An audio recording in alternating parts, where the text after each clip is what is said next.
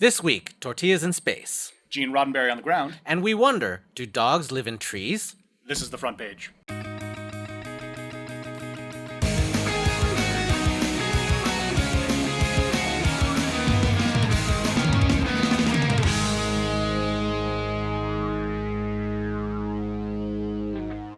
Welcome to the front page, the show that brings you the top voted content from the social news website reddit.com. I'm Tyler Slayton. And I'm Neil Figuracion.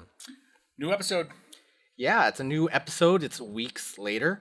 And you're the guy who knows all about Reddit. I know enough about Reddit. And I know nothing. Yes. I'm dreadfully behind the times. Right. And I'm your guide through this journey that is Reddit. So if you don't know Reddit, then I'm the guy to look at. That's your... I'm like you. Yeah. Yes. Before you say, how you been? It's been good. It's been busy. I've got a lot of plans that are in the works. I'm putting together an improv group to do improv-y things. Oh, nice. Yeah, it's been Improv-y good. things. Yes, Like how... we improvise, we make things up, and we have fun doing it. Those would be improv-y things. Yeah. Are there improv groups that don't have fun? I have to imagine there's some fun killer group out there just sitting in a basement or something. It's just I like, don't know. We need an occupation. Doctor. Yeah, exactly. There's got to be a group like that. And they probably have a punny improv name. I shouldn't say that without knowing your improv. It's all right. It doesn't... We're the Glitter Island Gang. Good. You know what? Yeah. I'll put it out there. Let's stop with the putting the word improv in a pun in your improv group name. It's, there's so many pop culture references out there. That's just what improv names are. But, I don't know that our entire audience knows about improv. So, That's true. But you take the top improv heel of all time, like Groundlings, Second City, UCB. None of those had, like, improv in it. None of them were called, like, Improbabilities is certain or something. Well, I'm not going to dog on people's names right now. I will. I'm not afraid. That's fair. All right. Should we get into it? Yeah, let's do. All right. Our first story of the day is about, you're familiar with Gene Roddenberry, yes? He's the man. He is the man. Yeah. But you don't even know how much of the man he is. Apparently I don't. So this is a story that was submitted. Today I learned Gene Roddenberry, creator of Star Trek, was once in a plane crash in the desert in Syria. With 2 broken ribs, he repeatedly went back into a burning plane to evacuate passengers, then organized search teams to look for civilization.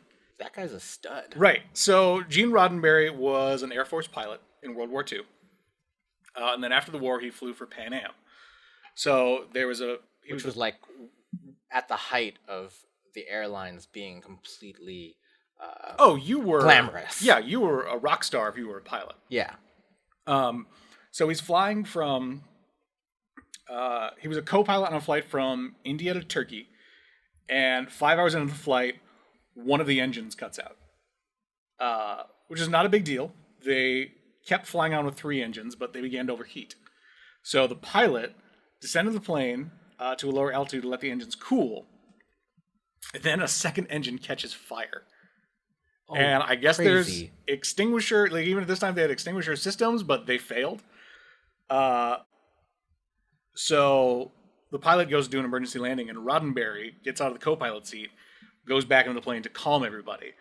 And apparently he said he was certain at the time that he was going to die as the engine fell from the wing, exposing fuel lines, causing the fire to spread. So this is a straight nightmare. I mean, like, especially back then, we weren't that far from Kitty Hawk. So, like, airplanes are just some twigs with, like... right, they're held together with duct tape. Propellers and rubber bands. They might have even had duct tape at that point. I'm sure they didn't. No, they couldn't have, because it was like, invented for the Velcro space did not program. exist. Yes. Yeah. So the plane starts to drop rapidly, as it does when engines fall off of it. Now, have you ever been in a plane that was dropping? Not dropping. I've had a few, like bumps, turbulence. Right. Well, a couple of times, like my drinks were spilling, and that's just like you try and be on the inside, like, but on the inside, you're like, this is it, man. It's like, I figure if you've been through that, you're gonna just come out and create the thing that you need to do. Right.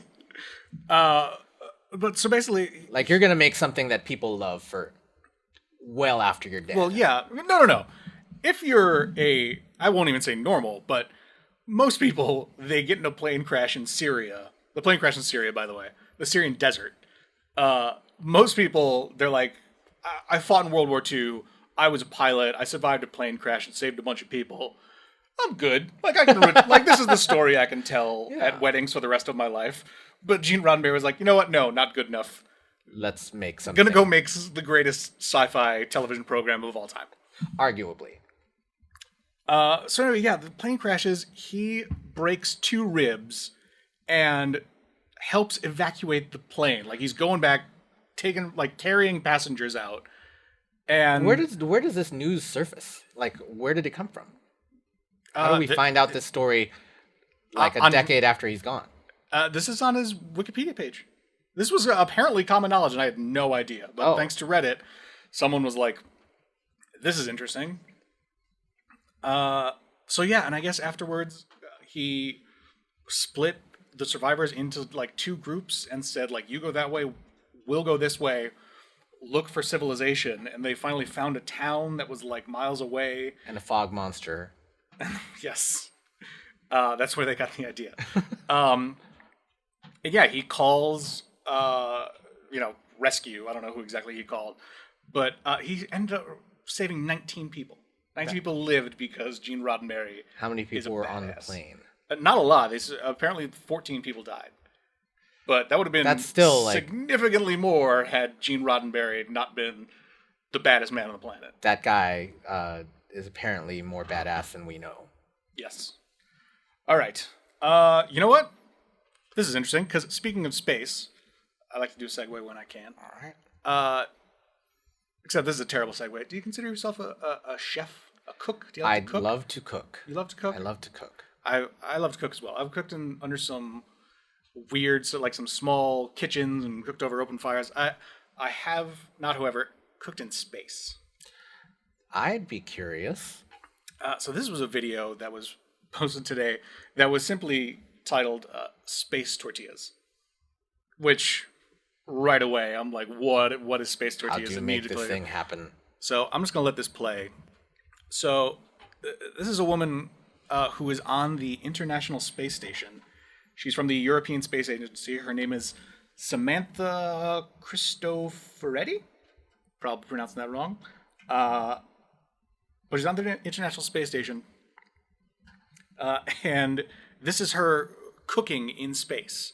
So I guess tortillas are extremely popular with astronauts because They're versatile. yeah, then they pack flat and they don't spoil very quickly. Also, I like how hair works in space because Like it just goes where it wants. yeah, you don't need to put anything in it. Everything is a blowout. It's awesome. So this is her doing a pretty decent Food Network style cooking demonstration. She is making, and if you think it looks disgusting, you have no idea. She's making a quinoa salad. That sounds with delicious. Dried tomatoes, mackerel, and leek cream, all wrapped in warm tortilla. I'll be honest, you lost me at mackerel, especially pouched space mackerel. Doesn't sound super good. That's pretty much what they got to eat up there, right? Yeah, it's also I've heard a bunch of weird things about space food. Apparently, your taste buds are numbed in space, so everything just kind of tastes it tastes dull. It tastes like cardboard. Oh, that's sad. There's something crazy. Do you know that astronaut ice cream? Yeah. Freeze-dried ice cream. I love that stuff. It's a lie. You know it has never been in space. I can only imagine it's never been. It's never been taken on a NASA mission. So where does it? It was a marketing. It was developed for NASA, but I guess they decided no, we're not gonna do this. But maybe there's a marketing. Empty calories in space. Yeah, that's another thing. There's zero nutritional value to what I'm sure is just mostly air and sugar. Well, Tang was the popular hit from the astronaut days. Tang only went up on one mission. Yeah, So, which was enough. I guess. I drank it when I was a kid. Yeah, so did I. I wonder what Does it still exist? It does. I wonder what it would taste like with an adult palate. Probably not very good. I drink a lot of very sugary things. Fair enough. All right.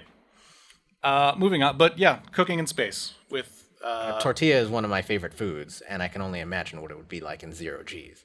tortilla is one of your favorite foods? Well, with stuff in it, yeah. I know, like... I grew up in East Los Angeles, man. That's like staple. All right, right on. All right, moving on. This is one of our adorable stories of the week. It was called... Does it have pandas? It does not have pandas, because pandas are the worst.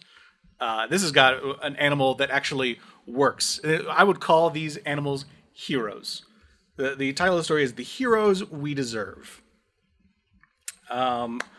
So these are African hero rats, and they have a job. Their job is to detect landmines. So I'm going to scroll through a few of these pictures. So I guess using positive reinforcement. So these are trained rats with little harnesses, and if I could make one change, they would be wearing little top hats because that would just make it better. That'd be pretty slick. But using positive reinforcement behavior that respects the animals, African pouched rats are taught to identify the explosives, receiving treats for their effort. Aww. After months of training, these rats are set... No, that's poorly worded. But basically, they're given a test, and if they pass this test, they become hero rats. So it's kind of similar, it seems, to like seeing eye dog sniffing dog. Drug sniffing dogs, where they take like the best of the best, but they're rats instead of dogs.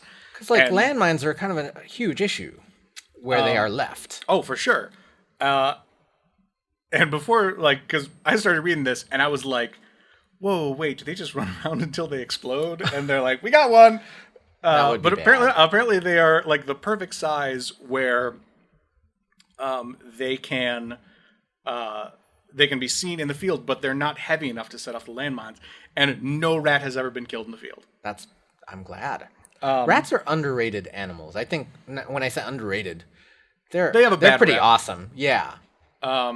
There was that story last year about how the Black Plague in England was not caused by rats. It was caused by like gerbils or something. What? Right. Yeah. So rats can't. I thought it was the fleas. I think it's that, but like the original cause it wasn't rats. It was gerbils. Rats apparently just have bad PR. But the work they do is crazy because it takes the rats can clear 200 square meters in 20 minutes, which they said compared to humans with metal detectors, that would take 5 days. Youch. So, I don't know. You do the math. And if none of those rats is getting killed. Right. So, it's win for everybody, especially the rats, because apparently... It's like, I wonder if there'd be an animated feature like the Hurt Locker style. Cut that out. We're not putting it... That's too good an idea to just give to the internet for free. Damn it.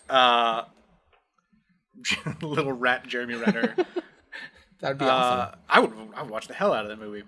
And it even has a happy ending because the rats live for up to 8 years, but they retire after 6 and live out their twilight years. This is very poetic. Those are very old rats. An 8-year-old rat? Yeah. But they spend the rest of their days eating avocados and bananas. Oh, that's like what I would want to eat. Yeah. So they do this awesome lifetime of work, and they retire, and they just get fed food. That's badass. Pretty good life for Yeah. anyone, let alone a rat. So I thought that was super exciting. Oh, we'll go through a few more of these pictures. Look at them. Oh my gosh. They're barely rats. They're like people. Right. That is a big rodent. It's a big rat for sure. But come on. He's got the cheeks full of Exactly. awesome bomb sniffing fun. These are the exciting things that you can find on Reddit. It's not always, well, I won't say, but it can be adorable.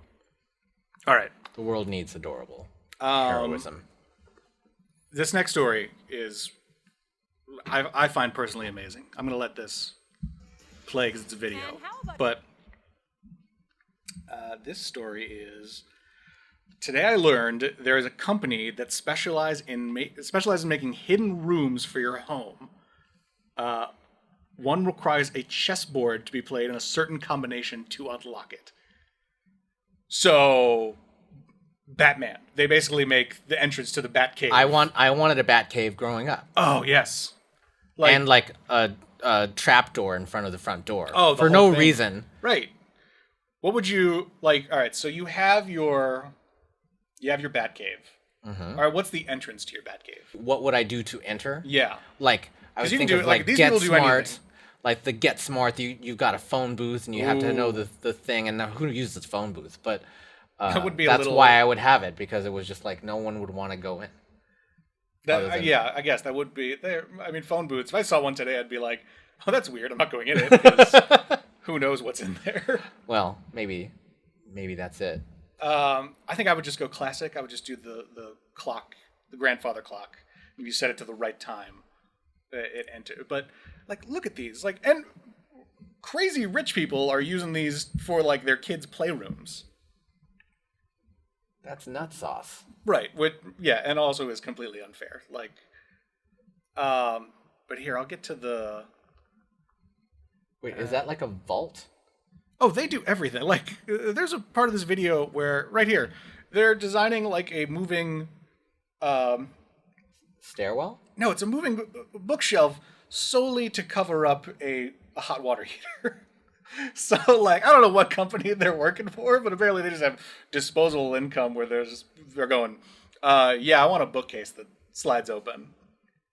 Wow. This is what happens when people with too much money on their hands, which is exactly what I would do if too much money on my whole house would just be secret passages. There wouldn't be traditional doors anywhere. People would be like, where's the bathroom? It's like, oh, go to the bookcase, third book from the left, pull Open it down. up, read the first sentence. But here's the piece that was in the title. I'll go to that. Oh, right here.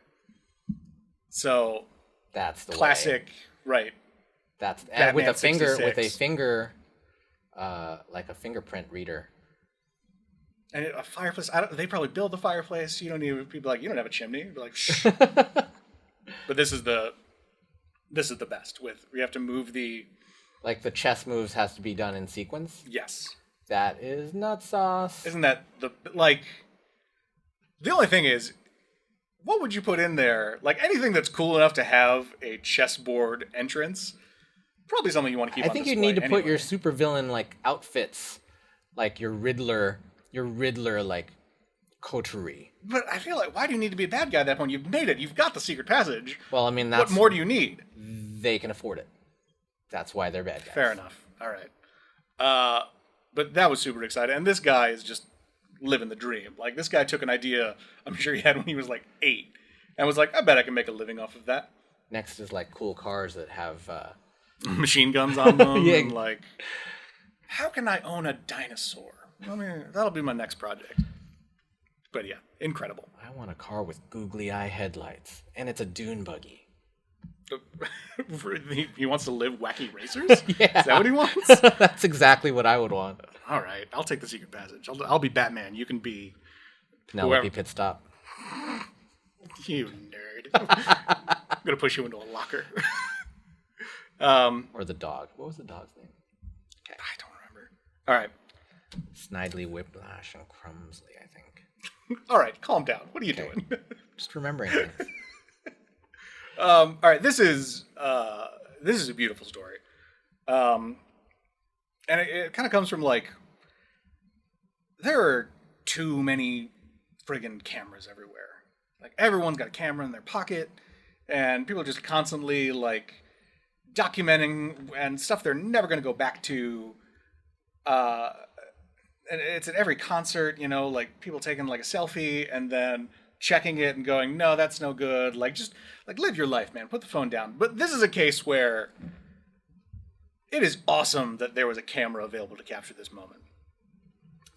So I guess these are two images of women fleeing ISIS areas, throwing off their abayas? I don't mean to disrespect anyone's culture. I just don't know how to pronounce that word. I don't know how to pronounce most words, as I'm sure you know. But this is when they reach safe checkpoints. So these are women that have made it to safety and escaped horrendous stuff, and quite literally stripping off. What's the word I'm looking for? Articles of oppression? Yes, exactly. I mean, if that's how we want to interpret it. If I don't know. if that's I'm how not they saying feel. that everyone in who wears a religious outfit is oppressed. Of course, but this is clearly how these women feel, because this is definitely a celebratory moment. It appears. That is a really slick 1960s getup. The whole thing feels very classic. Like this is a photo that could live on, both of these that could live on like forever. This will go down with huge photos in history that I think are just amazing. Like the old Life magazine photos. Yes, this could be on the cover of any magazine you want, because it is a beautiful, beautiful image. Yeah.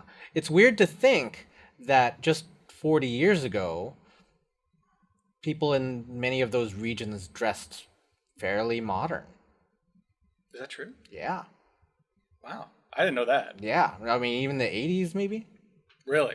There was a huge religious, shift. Well, started with, well, I don't want to say where it started, but definitely started. You can find pictures of people dressed very cosmopolitan. Right on. All right. Or at least that's what I think. I could be wrong. Tell me if I'm wrong in the comments. I wish I'd said that for last, because now anything we go to seems trivial. I mean, it's all trivial, but that was a beautiful moment. So we're gonna go to. All right, we'll play a little game. All right, sound is back on. I'm gonna play a song, and I want to see if you recognize it. All right, Just tell me when you recognize it.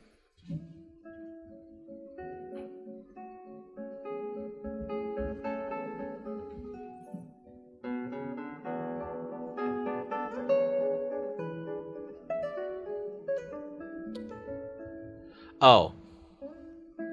That's that phone. That is that phone. That is the ringtone of everyone that doesn't know how to change their ringtone on a Nokia. Right. I don't know how much for that I can actually. That was just enough. You can't do any more than that. But what that actually was is, it's not an original recording, but that is a song from 1902. Tyler's story is, ever wonder where the infamous Nokia ringtone came from? And more horrible things to pronounce. The song is called Gran Vals, written by Francisco Tarrega? Tarrega? Sure.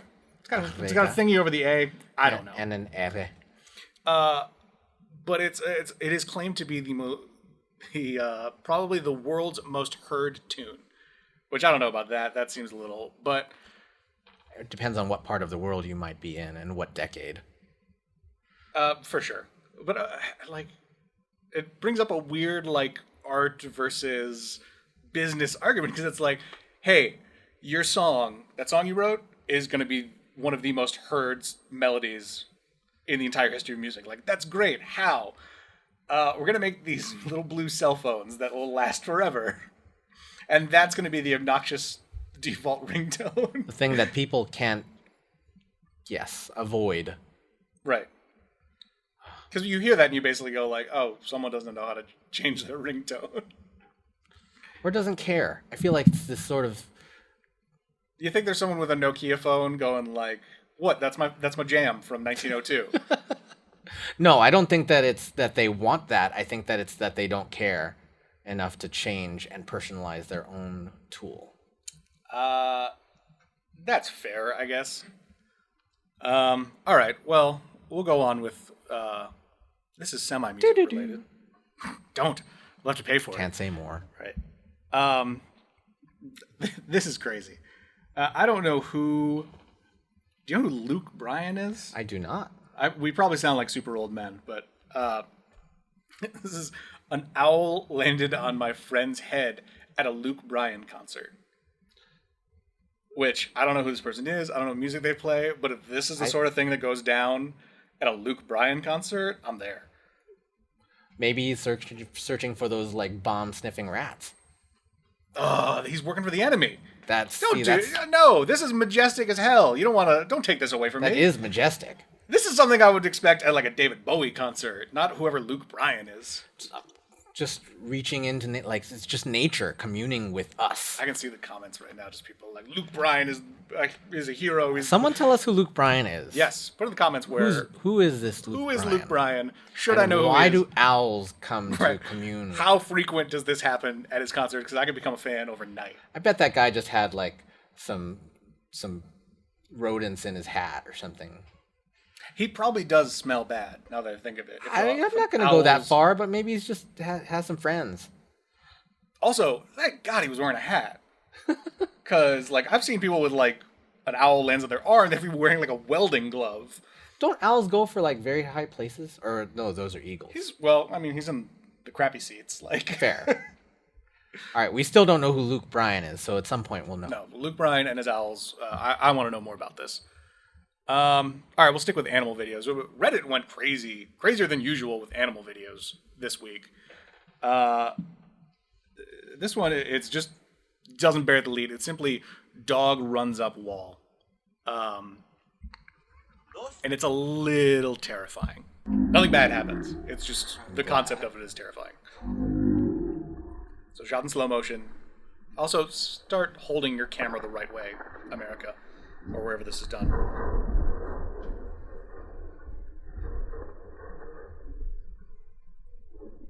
What? I can't.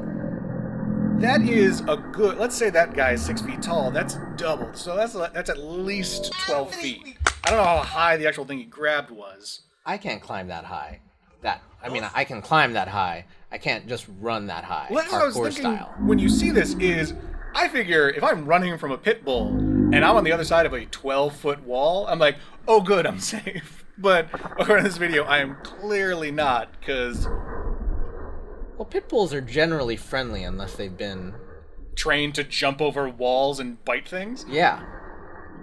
So if you're running from one of those, you've deserved it. All right, so you're saying I just need to not piss off this particular pit bull.